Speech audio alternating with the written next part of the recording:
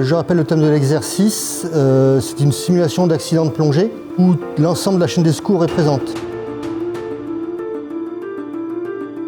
Aujourd'hui, il y a eu environ 70 personnes de la chaîne de secours.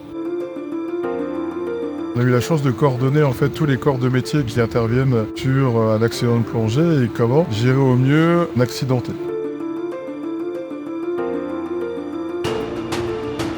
On a fait deux types d'exercices. Un premier exercice avec un plongeur avec une remontée rapide.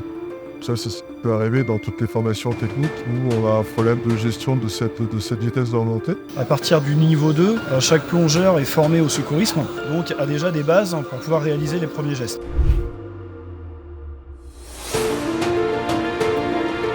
Deuxième maillon, ça va être les primo-intervenants sapeurs-pompiers, donc ça va être l'ambulance locale qui vont venir apporter de l'oxygène et faire les gestes de secourisme. Les plongeurs ont été engagés avec un véhicule de secours à victime de façon à prendre en charge la victime remontée ayant fait l'accident de plongée. Deuxième scénario, on a eu en fait un plongeur en perdition, donc avec recherche de plongeurs.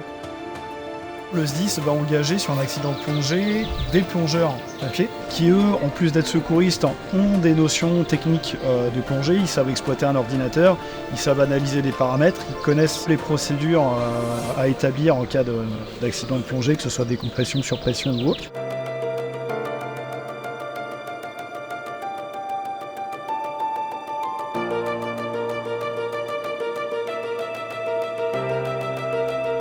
Le quatrième maillon, ça va être les secours médicalisés, donc ça va être le SAMU.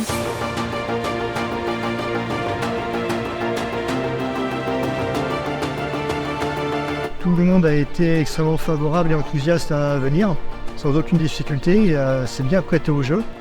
C'est extrêmement rassurant, toute cette coordination qui est mise en place pour pouvoir sauver les personnes dans le cadre d'un accident de plongée.